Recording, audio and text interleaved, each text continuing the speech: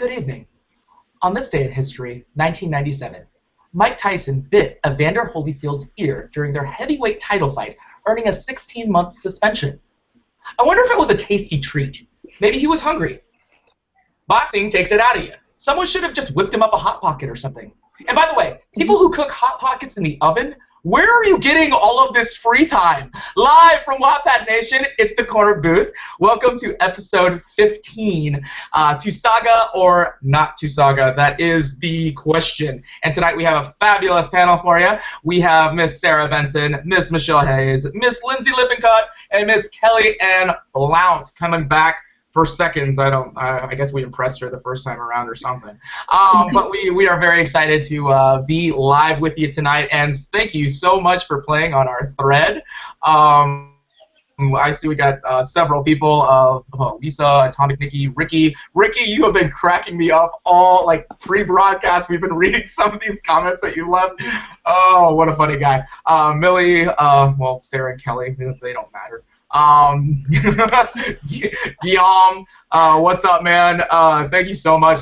Cherry is there too. But seriously, thank you so much for, watching live. It really does mean a lot to us. It makes these broadcasts so much more fun when you do interact with us. At any time during the broadcast, you can use our hashtag TCBWatt, and we would love to tweet with you. All of the panel is on Twitter. And they're also reading your live comments, too. Like I said, Sarah and Kelly are on there right now, and I know that Lindsay and Michelle are probably not too far behind. So without further ado, we are going to do something very interesting tonight for you for the High Five, the portion of the broadcast where we just introduce you to this panel. Earlier this week, I emailed them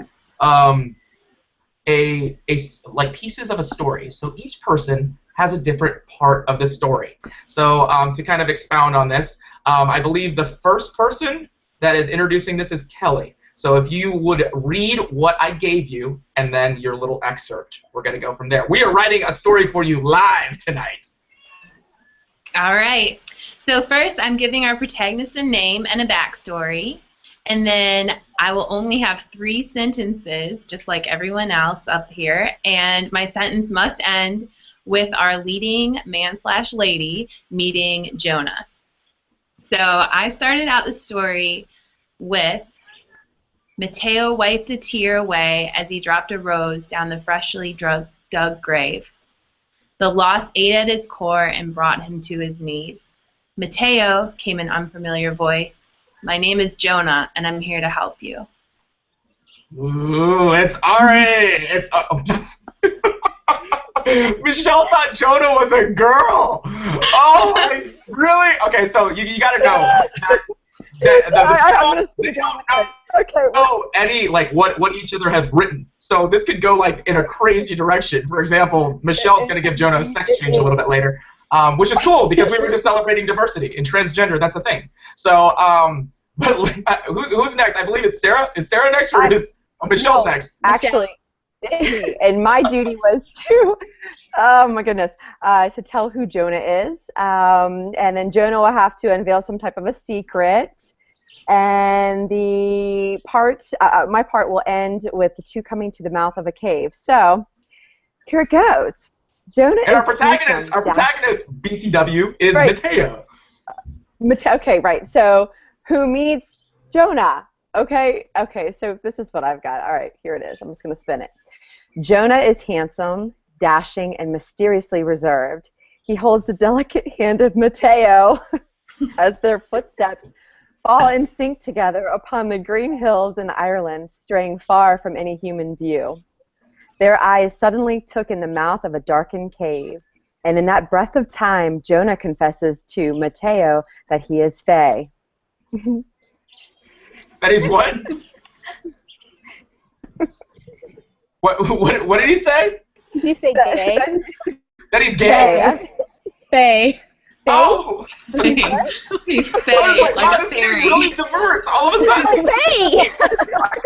Split class, I swear. And Miss Sarah Benson, I know what Kelly was writing. Sarah is our third part of the story. She is actually broadcasting from Belize. Believe it, people. All right. Thank you, Michelle. So, Leave it up to me, I tell you. Jonah and Mateo crawled through the cave. He pointed to a mark on the wall. Not good. That's an unlucky sign amongst the Fae.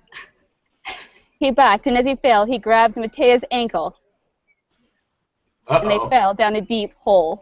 And that's where Sarah's story was supposed to go. She had to get them down a hole. Yes. Because you know Fae hang out at the caves.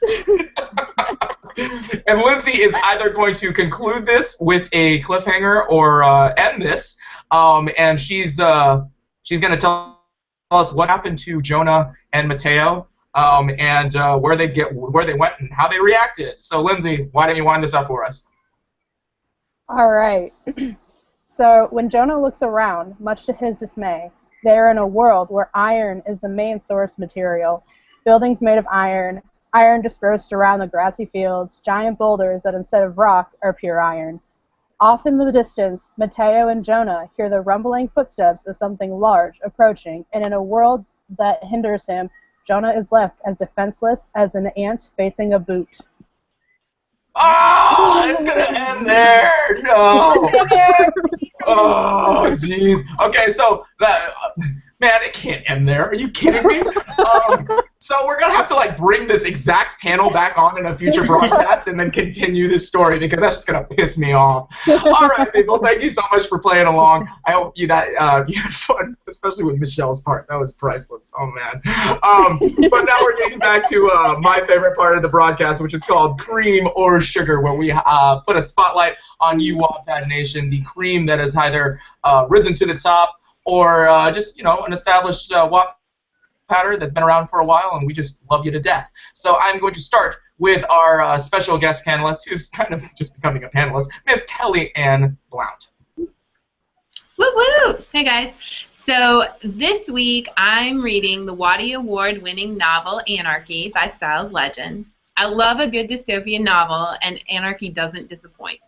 Styles Legend does a wonderful job incorporating sensory details into her writing, and it allows the readers to feel like they're right there in the book and experiencing the same things as the characters. I'm looking forward to reading more this week, and in the meantime, I highly recommend you checking out this book if you're a fan of young adult, dystopian, or fan fiction. Awesome. I love it, I love it, I love it. And we're going to scoot on over to Miss Lindsey Lippincott. All right. So I'm fairly sure that this person had a shout-out before, but I wanted to give a shout-out of my own just because she's just that awesome. And that's Lila Adams for the Offering series. And she's watching live, too. I saw it. What's up, Lila? Sweetheart Lila. So I read her prologue for Offering, which is a separate story of its own with a few chapters, and I just thought that it was remarkable because she never once uses the word vampire in the entire prologue, and yet you still know what the main character is by the way that she describes what she does and how she acts throughout the prologue of it. That's a really good pickup. Like, I mean, I've read her work, and I mean, I wouldn't have even thought about that, the fact that she didn't use vampire. Now I think about it in retrospect, I'm just like, oh yeah, that word wasn't in there. She also doesn't use the word smoldering like some other vampire person. I'm just saying. Miss Michelle Hayes, what do you got for us? Okie dokie. I have an established author this time. And let me see. Is he gay or fair, or is she gay or fair?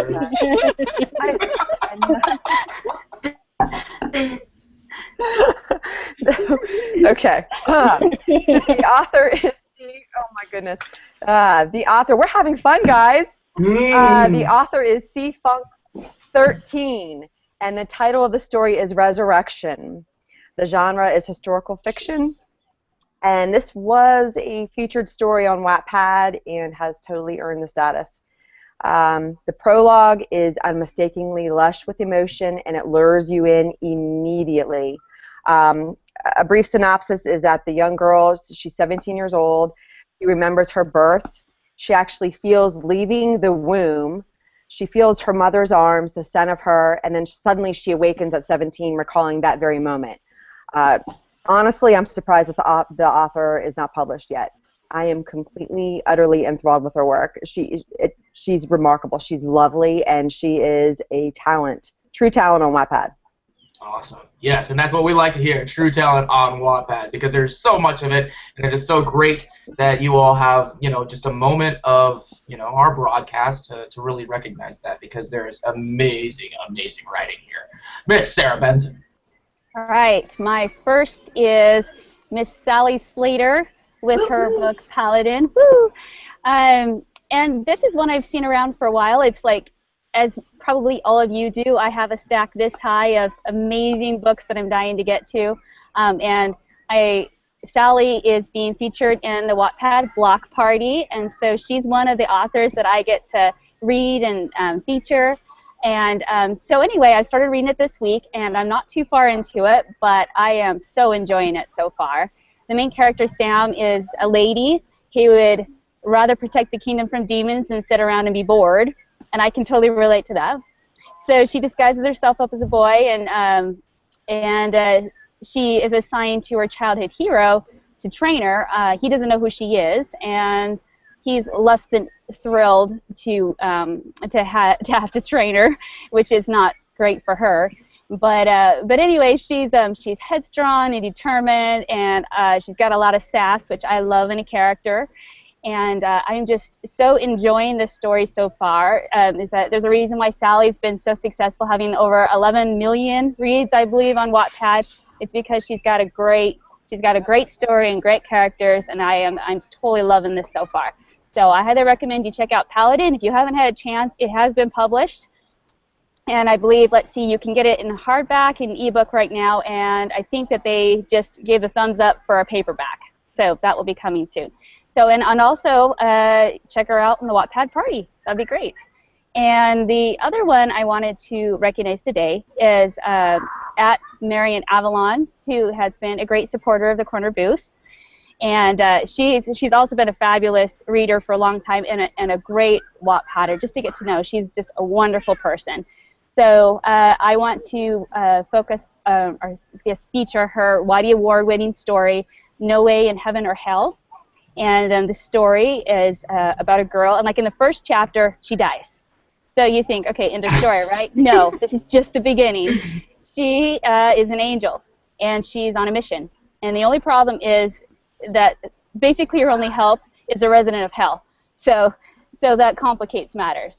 And so anyway, I can see how. She's on a mission, and she's not only to help one world, but she's actually looking to help 3 worlds. And so anyway, it's just a really fun story. It draws you in. It's fast-paced, and anyway, I highly recommend you check that story out. So there you go. Awesome. Thank you so much, Sarah. I hope you enjoy those shout-outs. I hope it's giving you some pretty nice reading lists. Every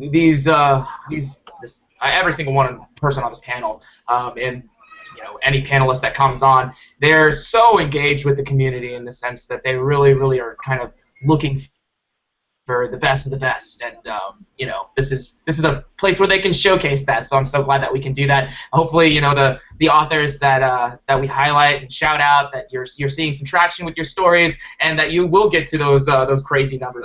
11 million. I mean, a million is a big number. A lot of people don't think it is anymore because I don't know, inflation. I think a picture is like now worth only 768 words because of inflation, and it's slightly higher in Canada. I don't know. It's just it's what it is. But yes, hopefully you are seeing those stats, because that's what we're here for. So anyways, now we are getting back to the portion of the broadcast called the entree, which is the meat of the discussion. And of course today we're talking about whether or not you should go through with a saga or not.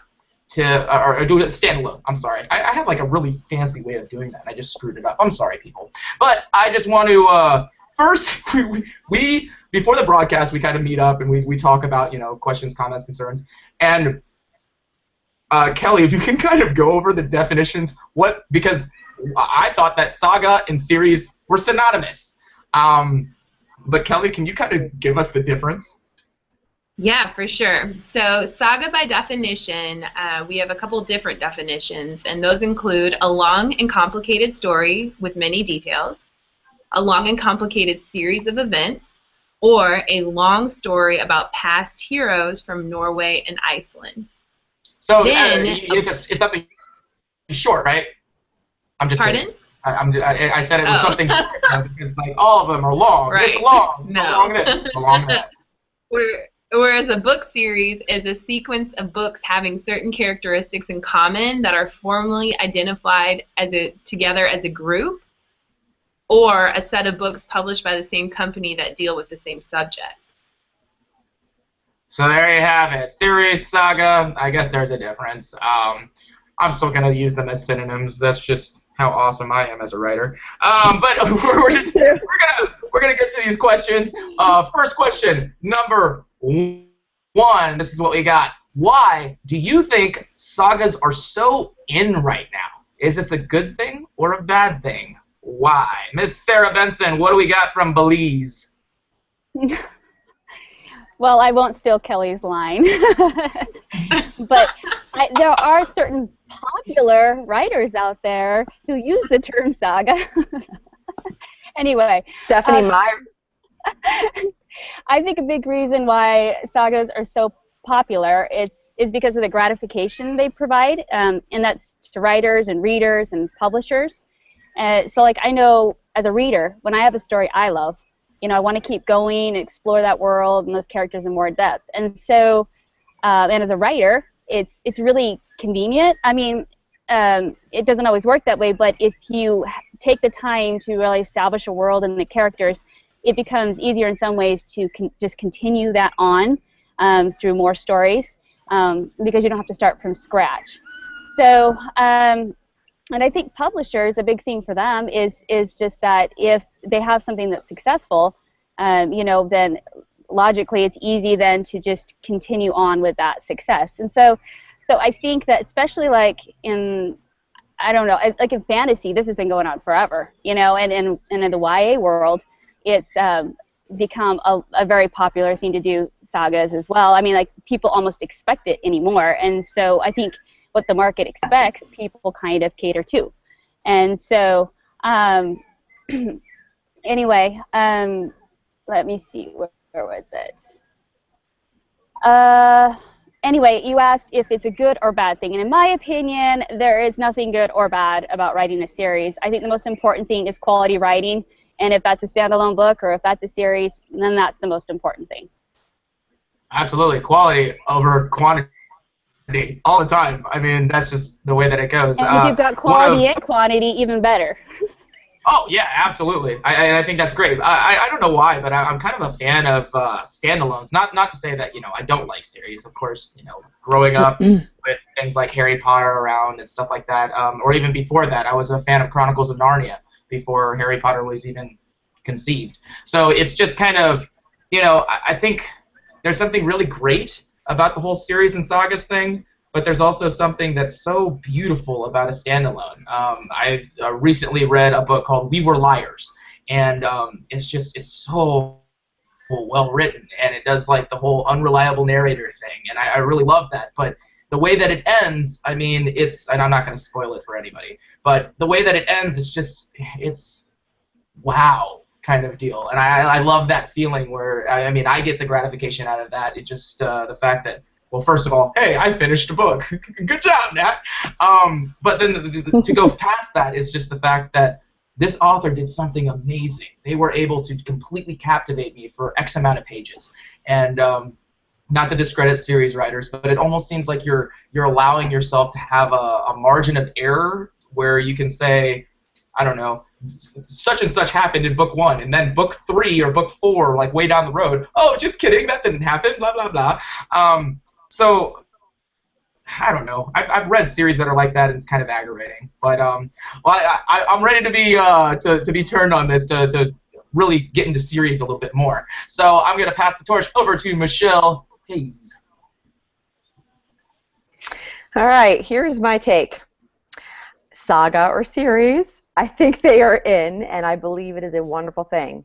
It gives readers a chance to continue reading about the storyline they've fallen in love with, that they're connecting with, but it also gives the author the ability to stretch things out a bit, if you will.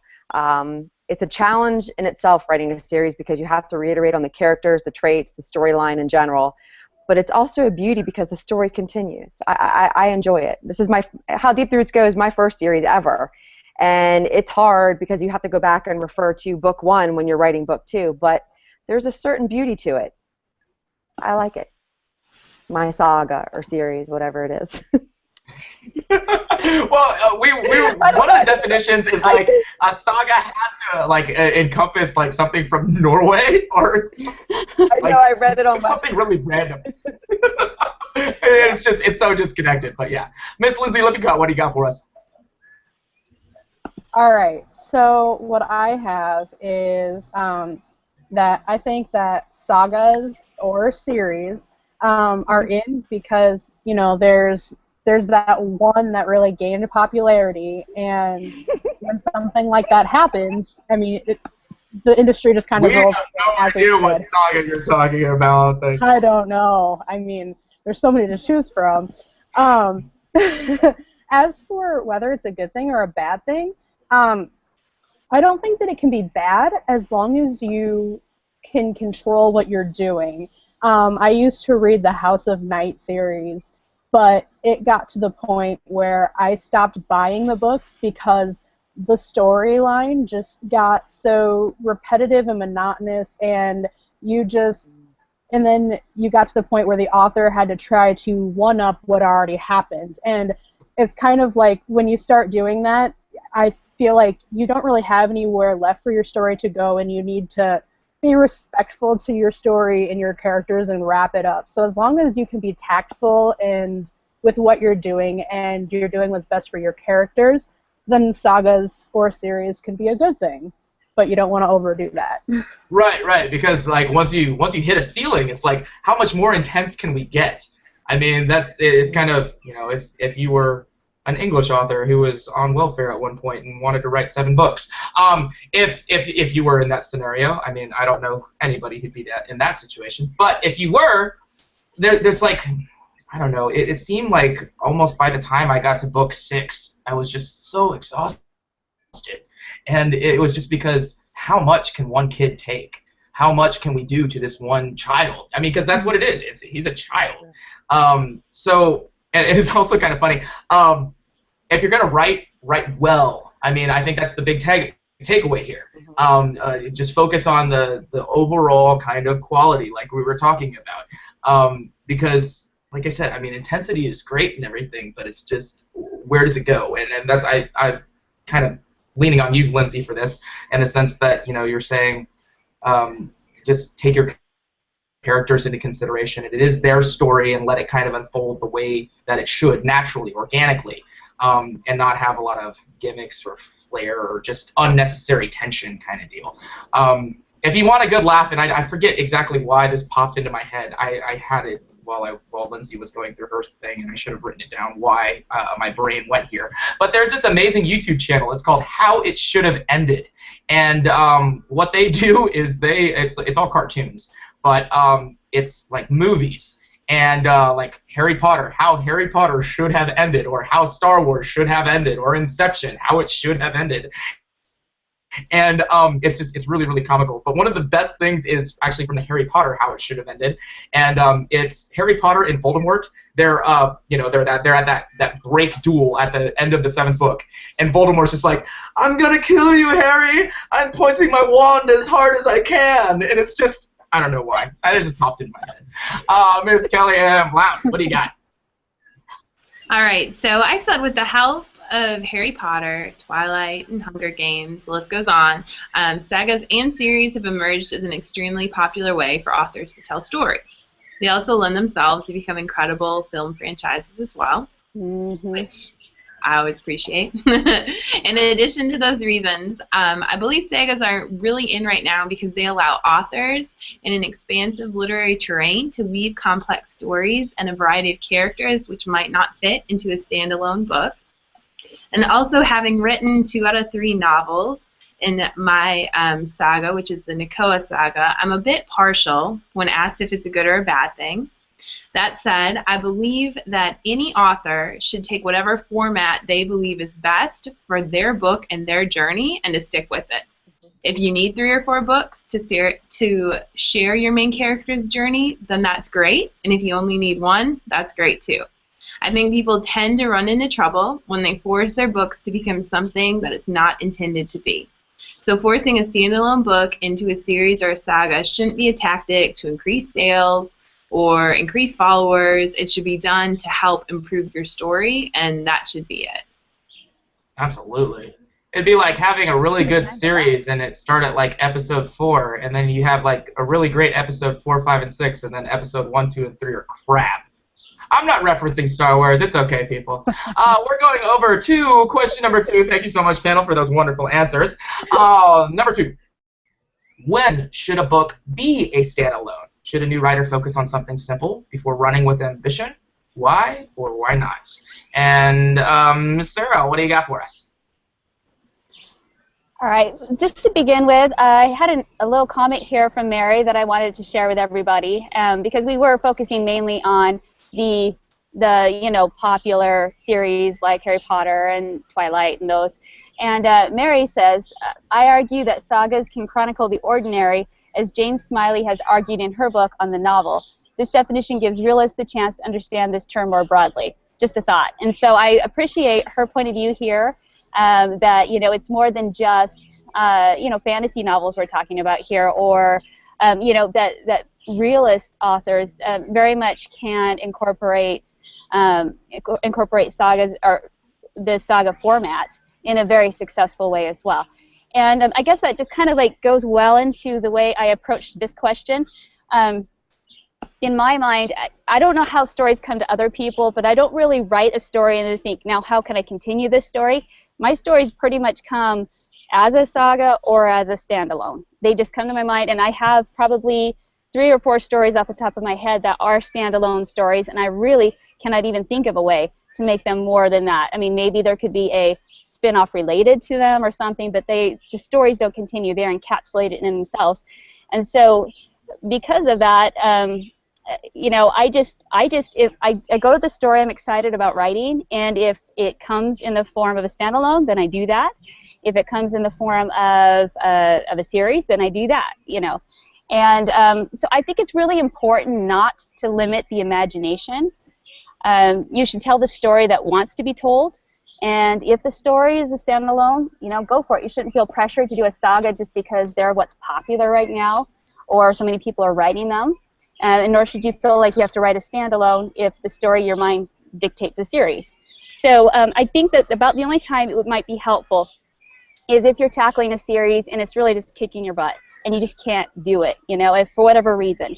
I think that there is something, and I think there is something to just move into short story format, or just a simple novella or something like that. Something that just doesn't seem so daunting as a series. And sometimes that can kind of break you out of that writer's block and allow you to write something without feeling like the pressure of an entire series on your shoulders. In that case, I think it can be helpful, actually. So I think just play it by ear. If your series is going good, just keep going with it. But if you feel like you need a break from that, well, then consider the other. And then just wanted to make another point from a publishing point of view.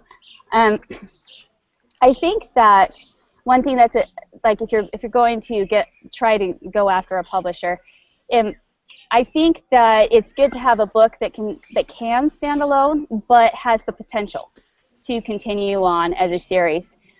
Because if they're successful, they're going to want you to continue that. And then they may also look at your book and say, hey, this is fantastic. We want to sell it as 3 books or whatever.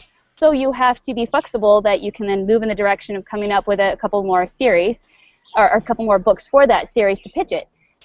One of our friends, Jay Victor, just landed her dream publisher, which is very exciting at Slave Days. And she's in the process now of putting together pitches for books 2 and 3.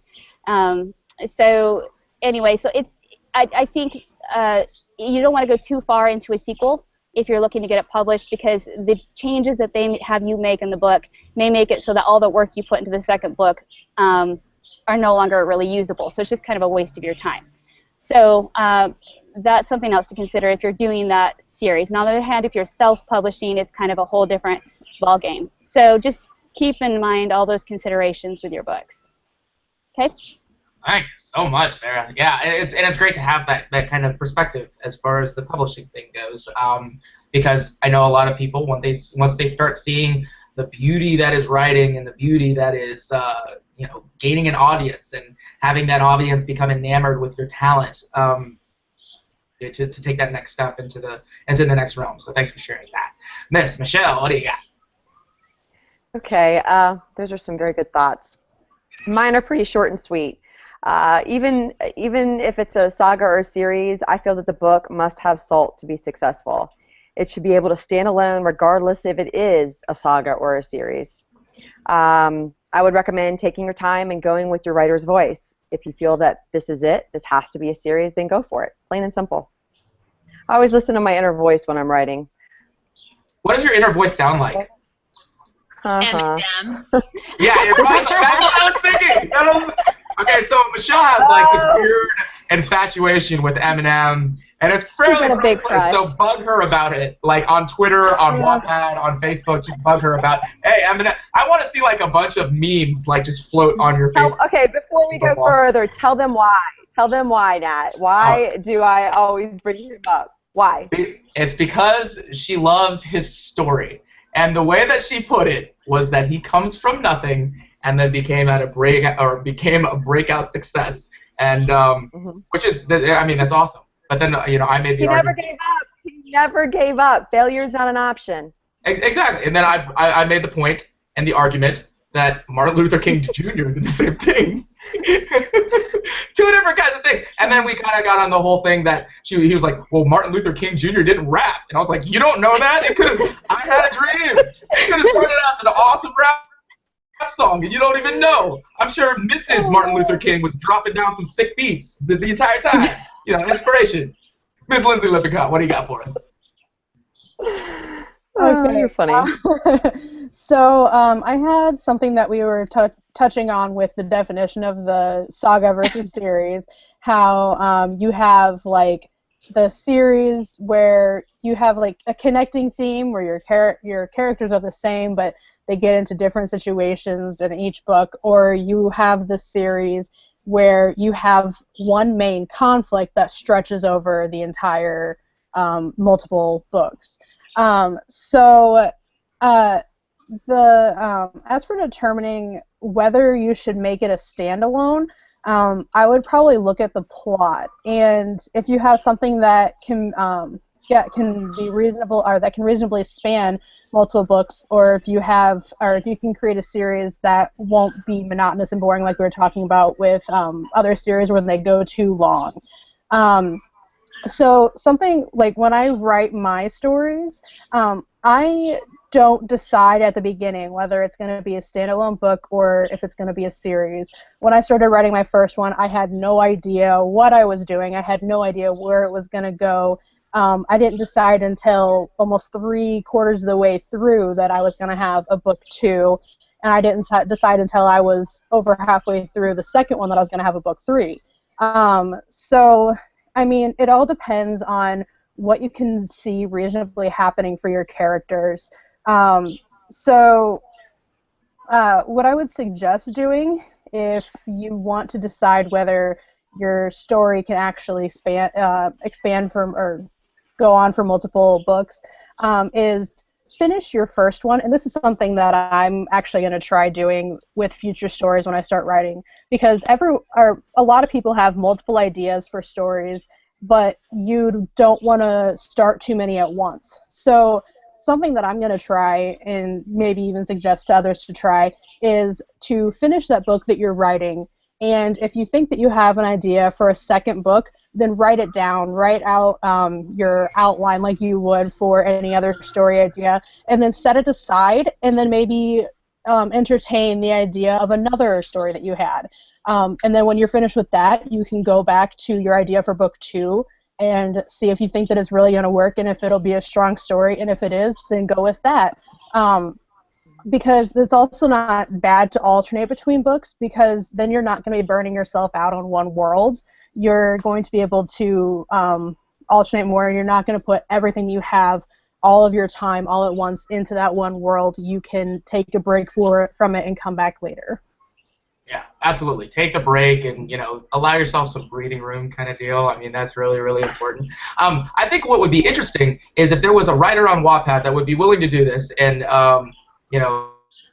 one that's writing a series, and to think about this. What would happen if somebody didn't read your series in order? Can your books in the series be standalones themselves? And I think that would be really interesting, because you think about, like, certain things like comic books, for example. I mean, they jump all over the timeline and they reshape things. And like there was a really successful movie called Days of Future Past, and it was based on a series in the comic books. And they kind of re-engineered everything, and it just goes in a different slope. And so I think it would be really cool, though, if that was the writing mentality, to, even if you're doing a series, to make it so that you're not leaning on the end, or perhaps like giving your final chapter like a nice little punch, and then have your epilogue be what hooks people into the second book or the third book or the fourth book or however many books you have. But I think that's a really good question to ask yourself if you're writing a series. Could these stand alone? Are these good enough stories to be their own stories? I don't know. Maybe that's just me being too analytical. But Ms. Kellyanne Blount, we got one more answer coming your way. What do you got for us? All right, so in my opinion, it's okay to write either. But I think a book should be a standalone when the author's story can be completely wrapped up within one book. So if you think within your 60,000 words or 50,000 words or 100,000 words, if you think that you can wrap that up and it can have a nice little bow on it and make sense, and you feel at peace with it, then that's perfect. But if your main character is going on a journey that might extend over several or span several years of their life, or perhaps a journey that'll take them through a myriad of different settings and challenges, or a huge amount of growth that'll take place, then a saga or a series might be a better option. And also, word count is important. I was speaking with someone on Wattpad about this the other day, and they had an extraordinary word count going on. I think it was like over 200,000 words, and it was in their first book. Yeah, it was insane. It's such a good book too. And so, her whole thing is too many words for one book. What do I do? Do I try and cut it down? Do I make it into 2 books, into 3 books? And so I think you have to keep in mind word count. Are you going to be able to wrap up your one story, if it's going to be a standalone, in a number of words that's going to be acceptable in the publishing world? Now, again, if you're self-publishing and you want a book to be 300,000 words, that's fine. It's up to you. But most traditional publishers will not accept, even pitches that are over 100,000 for, say, like a young adult novel. So I think you have to be very careful with your word count. But for whatever it's worth, I think new writers should focus on whatever they feel most comfortable with, and if they're cool with doing a standalone, that's great, and if they want to aim for a series, that's great too. Yeah, I mean, we've said it before, like, Wattpad is a great testing ground, and so use that. It's a fantastic tool for, I mean, budding writers, and I know that, the Wattpad 4, they help people out on a weekly basis and trying to reshape setting, plot, characterization, and it's all done in a thematic kind of way. There's so many things that are at your disposal on Wattpad, and if you're not using them all and you're very ambitious to make your writing dreams come true, use them. Just don't like just set it aside and say, oh, I'll do it tomorrow, or I don't need that, or what is a thread? I'm not going to learn what that is. I mean, I know that some people, they see Twitter and they're like Twitter phobes, and then they realize how great of a tool it can be. So yeah, definitely check out all of these things, that these methods and ways that we've been talking about, and hopefully, I mean, I want to say I'm pretty darn certain that you will experience success with your story if you take these things into consideration, because they're just going to make you so much more aware as a writer and not only as a writer, but as a reader too, because it's a give and take on Wattpad. And so now we are going to add a little extra flavor to the broadcast and go to Pass the Salt, which is honesty in 140 characters or less. We've been having a lot of fun with these. I hope that you're having fun with them at home. Miss Sarah Benson, what do we got? All right. So just to give you a bit of a backdrop with my, this week I was having a conversation with several writers about some of the tactics people use on Wattpad to find success, and some I think work a little better than others. And this one probably won't even matter because I'll be preaching to the choir here. Probably most people who watch this show already know this, but you know, the whole follow-unfollow game, it's a problem, you know. Some people don't see it, and so I guess I just want to take a moment to articulate my opinion on that. If you are following simply to get people to read your story and then drop them if they don't, this sends a clear signal that your interest in them is only self-serving. And people aren't idiots, and if you just spent a fraction of that time that you spent picking them up and dropping them to actually create genuine connections, and and we have many people in this panel who are awesome at doing that. Mary, Tabor, and Thomas, and Nat, and everybody here is fabulous at that. You know, you'd build a loyal group of diehard friends and readers, and you would have built something, and that's the ultimate goal. So anyway, so it's connected to that. And my salt today is form genuine connections with your readers. They are the reason you can do what you do, so never take them for granted. Yes, because that is the worst thing in the world that you can do, is take something for granted. You don't want to do that at all. I want to take a moment. Michelle, I don't know if you've been looking at your Twitter, but you actually got a question on the hashtag TCBWatt from Miss Millie Eckert. Thank you so much, Millie. I just favorited your tweet, and now I will ask Michelle for you. Michelle, how much do you reiterate in your following books in your series? I always skip those parts when I read a series. Okay. Well, for me, ideally, it's just answering the questions that I have not answered before in the first book, the questions that I leave lingering. I'm notorious for cliffhangers and leaving the reader hanging a little bit, wanting more. But on the second book, what I do is I reiterate on character traits. I focus on continuing the story, yet integrating the adventures, the past issues, etc. in the second book. That's how I do it. A little bit of a formula, kind and of. again, Yeah, just a little bit. This is my first attempt at a saga series, so hopefully I will get it right. yeah, it's always, you know, it always helps. Okay, let's see here. What else we got here? Michelle, I left off. You haven't done your salt yet, have you? Okay. Okay. All right. Mine. Here we go. All right. Mastering writing won't happen in our lifetime. It's a process we will continue until we type our last word. Ooh, very nice. I like it. Miss Lindsay. Okay, so mine kind of goes with the idea of putting the passion and the heart into your story while also trying to, as I said before, be respectful to your characters and make sure that you don't overuse anything. So when writing, follow your heart but listen to your mind. I That's like good. it. That's Good one. good. Miss Kelly. All right, so I took a quote from Stephen King, and it is, "Writing is a lonely job. Having someone who believes in you makes a lot of difference." And so I couldn't agree more with this, and I think this is just like hitting the nail on the head of why Wattpad's so fantastic, is because you have a group of people behind you, and like Sarah said, it's so easy to meet people who are interested in the same things as you, who like to write and read the same things as you, and help you push your, boundaries into new and exciting genres, and, who are there to support you. And without that support, every author has a down day, and every author, will probably get a rejection letter at some point. And so by having someone behind you to pick you up and, give you that boost of confidence, it's super important. So I couldn't agree more, and Stephen King is thebomb.com. So He's sold a few books, yeah. I think we can trust his opinion, yeah, absolutely.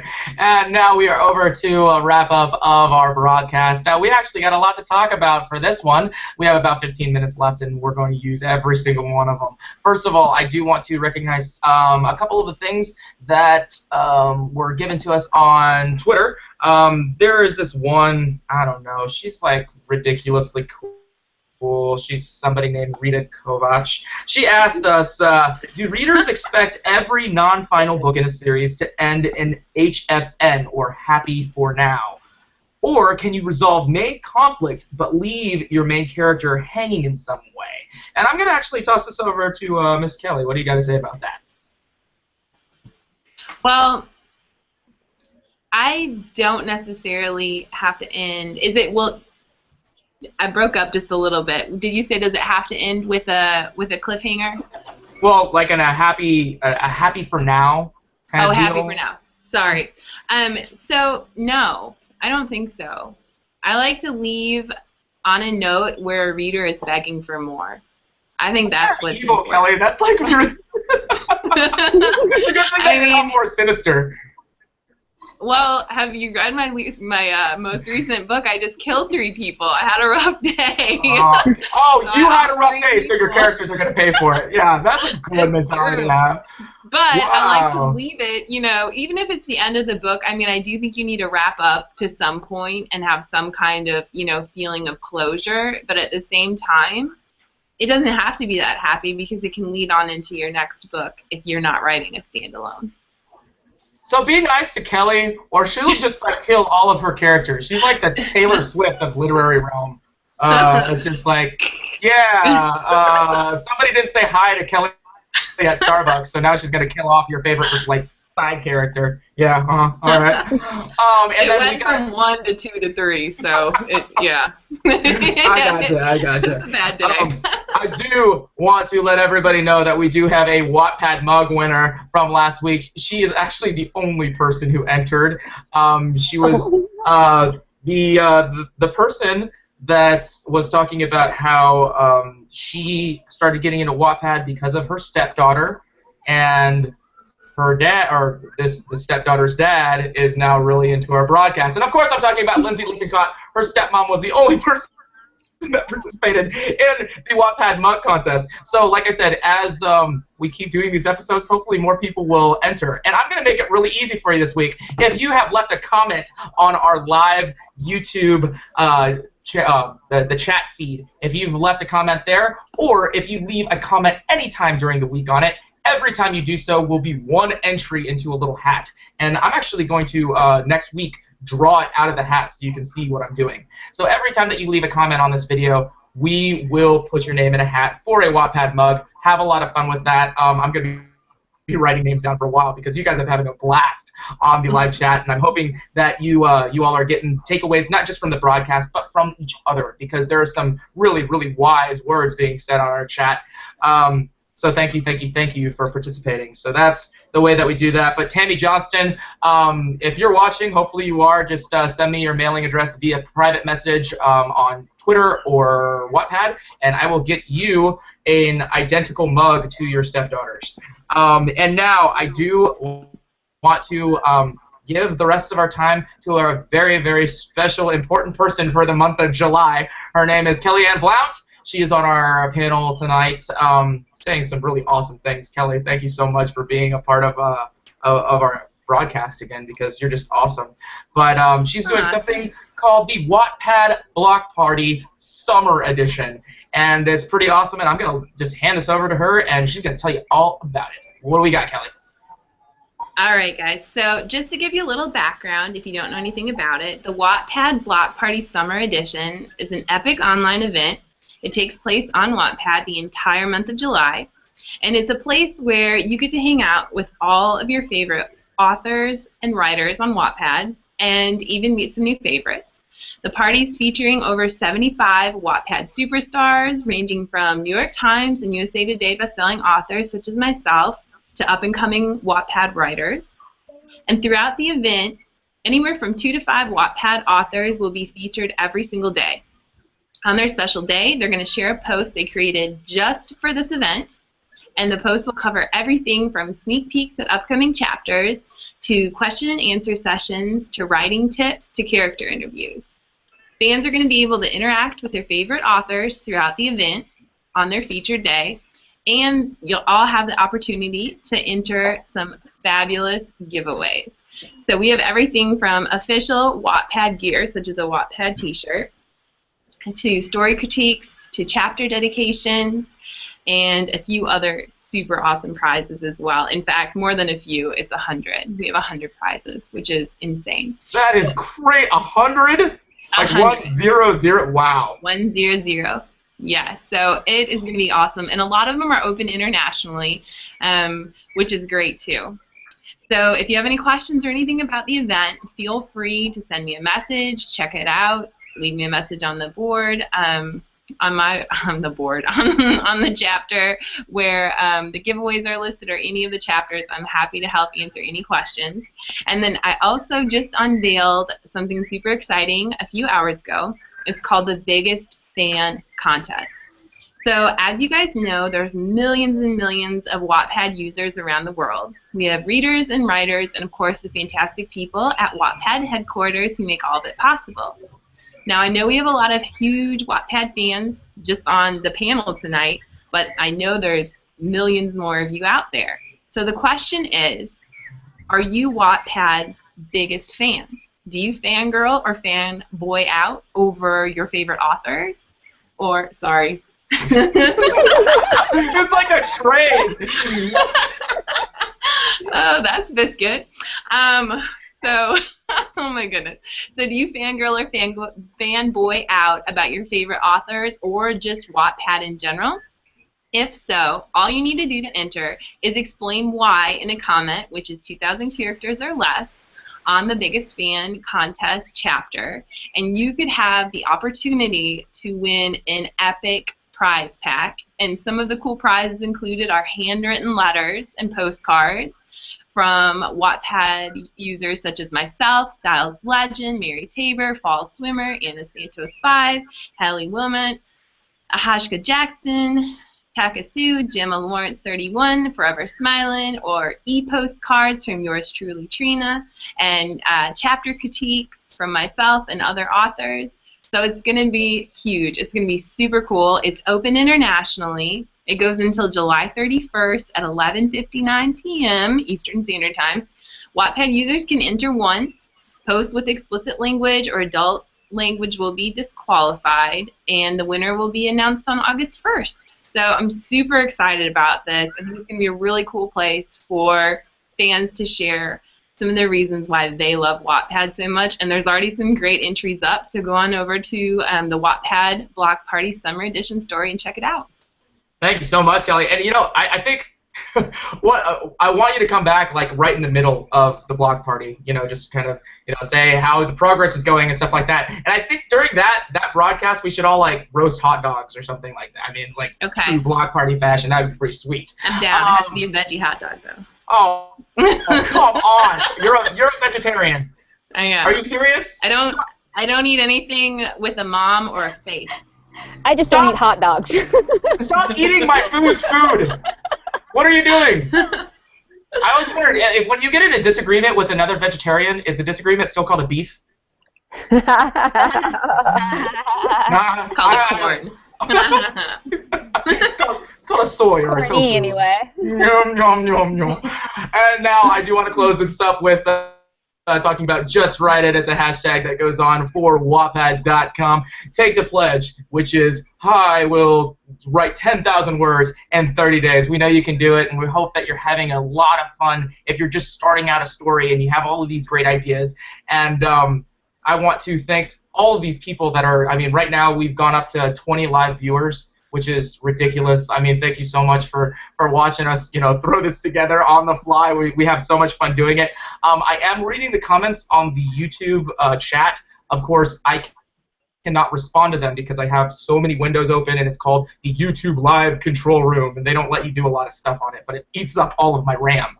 So it's not. It doesn't really seem like a fair trade. But thank you so much for everybody with the really wonderful compliments to either the panel or to myself. We love you so much, and thank you for your continued support. We want to be here for you throughout your Wattpad adventure, and we hope that if you're brand new to the site, that you're finding these episodes and you're finding them helpful. First of all, that's the big thing. We do want to help, and we're doing that through I hope a ton of ways. I mean, pretty much everybody that's on the panel for the Corner Booth is a part of the Wattpad block party, and that's a testament to Kelly and her wonderfulness. And everybody just seems to be really kind of coming together with the community. Was what we wanted. That's the whole point of this. It's not supposed to be the Nat Bradford show or the Michelle Hayes show or the Sarah Benson show. It's supposed to be something for you all. This is a way that we can give back to those amazing Wattpadders that have become our friends online, and hopefully one of these days we'll all get together at one of those Wattpad meetups and with Wattpad mugs. Yeah, with Wattpad mugs, and while rapping Eminem. While rapping Eminem with Michelle, and yeah, it'll be good times. Like hopefully we can do that. So thank you again, panel. If you would please say goodnight. Night, everybody. Night. Good night. Thanks for coming.